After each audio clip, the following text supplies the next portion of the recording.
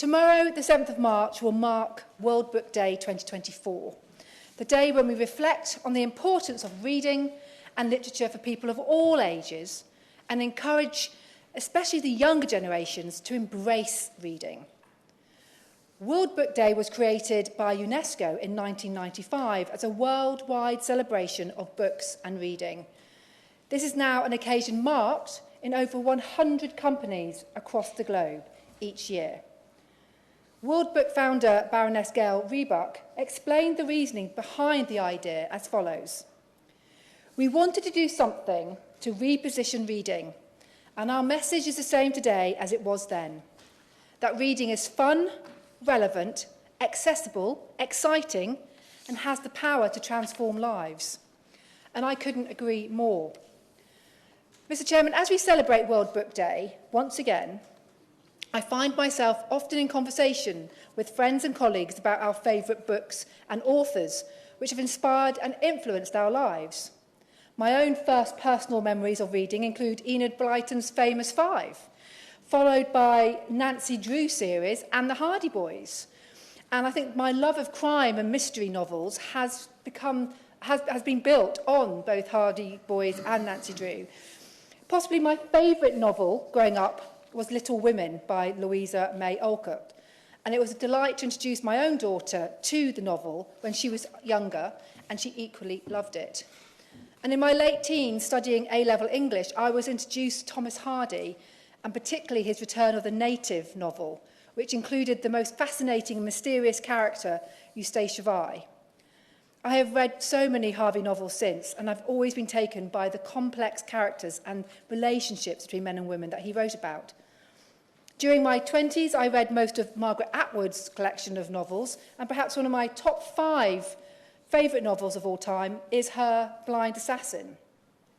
My love of reading has continued throughout my life, and I've enjoyed writers such as Pat Barker, Sebastian Faulks, and Ian McEwan, whose Atonement novel also makes it into my top 5. Mr. Chairman, in the UK, we have been blessed over centuries to have some of the most world-renowned authors who readers still enjoy today, from Charles Dickens, the Bronte sisters, C.S. Lewis, Virginia Woolf, and of course, the outstanding J.K. Rowling.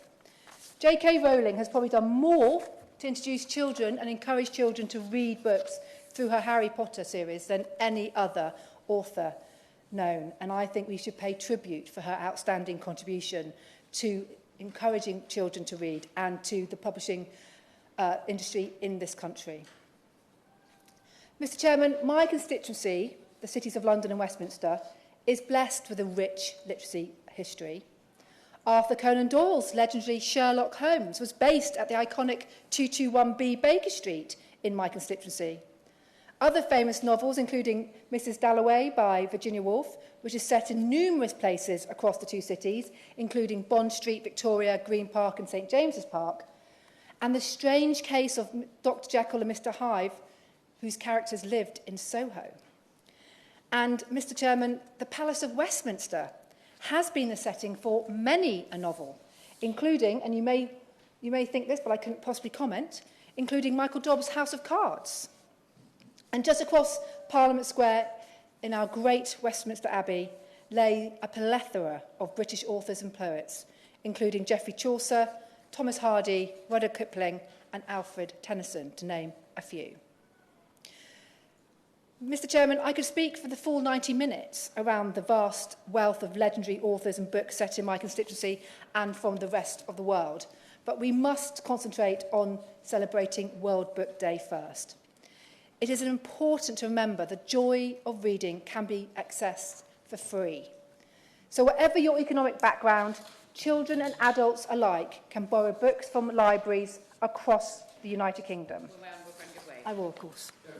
Well, can I welcome the Honourable Lady's debate on World Book Day, which I very much support. On Friday, I'll be visiting schools in my own constituency to celebrate this, and I'm delighted that Stafford libraries are so popular and well used. But also I'd like to pay tribute to HarperCollins and the Publishers Association, who arranged for 50 books to be delivered to every single primary school in my constituency for World Book Day. So I'm very keen to get Stafford reading and very keen to support this campaign. I thank my honourable friend for her intervention. She's absolutely right that we must all work together to ensure that children are open to reading, are introduced to reading at an early age. We are fortunate in the cities of London and Westminster to be home to some amazing libraries, such as Pimlico, Victoria and the Barbican Children's Library. In total, there are more than 15 libraries for public use across the two cities. As local authorities' budgets become tighter and with household incomes being squeezed, I don't think it has ever been more important to protect our libraries. Libraries not only offer a diverse range of books, but also act as an essential third place between home and school. This is particularly beneficial for children who live in overcrowded homes and need a quiet place to do their homework. Mr Chairman, yesterday I jointly hosted the World Book Day Parliamentary drop-in with the Honourable Member for Northampton South. It was an amazing day and I thank all the MPs who did turn up and could collect books for their schools. According to World Book Day, reading for pleasure is the single biggest indicator of a child's future success, more so than parents' educational backgrounds or their income. That is why it's so important to support initiatives like World Book Day. Last year alone, the organisation provided 50 million £1 book tokens to children in the UK. Children across my constituency benefited from these and will do so again this year, and I look forward to visiting a number of schools over the next couple of days to hand out book tokens. Mr Chairman, according to World Book Day research, when asked, a staggering 1 in 7 pupils stated the book they purchased with the token they were given was the first book they had ever bought. For those receiving free school meals, the figure climbs to 1 in 5 pupils. And also according to World Book Day's research, reading for pleasure is at its lowest since 2005. And we must all work together, whatever our political party, to reverse this trend. I am very, very proud that the Conservative government since 2010 has made improving children's literacy a major priority, and results are paying off. The most recent OECD PISA international literacy tables saw the UK climb from 25th in 2009 to 13th in the 2022 rankings. I fully support the government's reading framework designed to increase the focus on reading for school children. And moreover, the Department of Education's investing an extra £24 million to support children's literacy skills over the past year, to help pupils' recovery from the pandemic and work towards achieving the target of 90% of primary school pupils reaching the expected standard in literacy and numeracy. Of course I will. Can I thank my honourable friend for securing this debate and the powerful message she's sending. I think World Book Day's theme of encouraging reading for fun, and particularly with 2 9- and 11-year-old boys myself, I know that is a real challenge. But she rightly points to the increase in literacy levels amongst young people under this government. I think it's one of our proudest achievements, and it wouldn't have happened without the emphasis on phonics and the core skills that unlock that independence of mind and that creative thinking that goes into reading for fun. I thank my right honourable friend for his intervention, and he's absolutely right. And the fact that the current Secretary of State for Levelling Up Housing and Communities, when he was Education Secretary, really made the emphasis on that, working with his ministerial team, and I think the results are paying off. Mr Chairman, World Book Day research has also shown that reading with a parent is the single biggest determinant on whether a child will read independently. And I think that some of the most important memories I have, one of the happiest memories I have of my children growing up, was reading with them. Of course, they read Harry Potter, but my son was also, when he was very little, obsessed with Thomas the Tank Engine, and my daughter, I think, read every single Jacqueline Wilson book. And for a child to be able to read with their parent, the parent needs to be a proficient reader themselves. And so, Madam Chairman, that is one reason why improving adult literacy rates is also important. According to the National Literacy Trust in England, 16.4% of adults, or just over 7 million people, can be described as having a very poor literacy skill. This has wide-reaching implications and is, I think, extremely worrying. On average, an adult with very poor literacy skills will earn 7% less than if they had a basic level of literacy. These issues not just impact the person's feeling of confidence and ability to be part of society, also affects their income generation, the fact that the type of job they can get. And indeed, research from the National Literacy Trust has shown that there is a correlation between literacy rates and life expectancy. For example, a boy born in a ward with some of the greatest literacy challenges will live 26 years shorter than a boy born in a ward with some of the fewest literacy challenges. We must work together to ensure that all adults have access to educational resources throughout their lives, and particularly when they are perhaps in their 30s and 40s and maybe realising that they do need to improve their literacy. Organisations such as the Reading Agency and the Adult Literacy Trust provide a number of free resources to help improve adult reading skills. And the government is also doing its bit to reduce adult illiteracy rates. The Department of Education's Essential Skills Entitlement provides the opportunity of free study for adults who do not have essential literacy skills. Mr. Chairman, I have to say that when I finished university and I was looking for a job, I volunteered. And I volunteered to teach people who just arrived in this country, really, to read.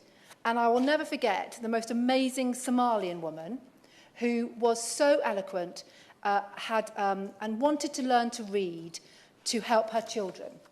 And it was the most humbling experience of my life to see the passion that this woman had for learning to read. And I really do hope that she was able to go on and help and support her children and also support herself.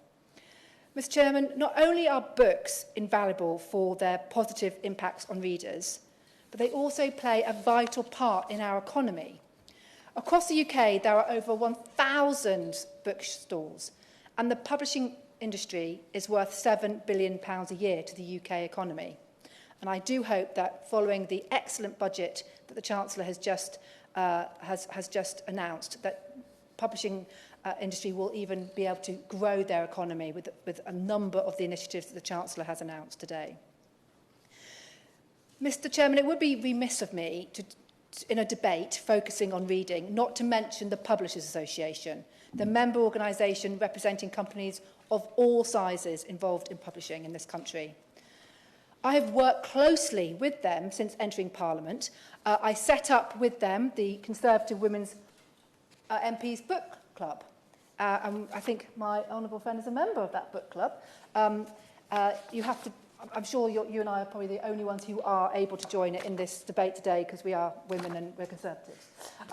But I would say that it has really been a most joyous time bringing Conservative MPs from all intakes to talk about a book and really enjoy fiction again. And some of the MPs involved have said to me it's the first time they've read a fiction book, since entering Parliament. And it's so important that we put aside our time to read books for our health and well-being. I have also worked closely with the Publishers Association to establish our summer reading list for parliamentarians. And I want to thank the MPs and peers who have given us their favourite book recommendations over the last few years. Last summer, my choice was Hitler, Stalin, Mum and Dad by Danny Finkelstein. And I hope that everyone in this debate today will provide us with their summer reading choice this year. Mr. Chairman, we all have a part to play in supporting World Book Day and encouraging everyone, no matter what their age, to pick up a book. I know I will be doing just that when I visit the schools in my constituency later this week. Sometimes it really can be as simple as one book can change someone's entire life for good.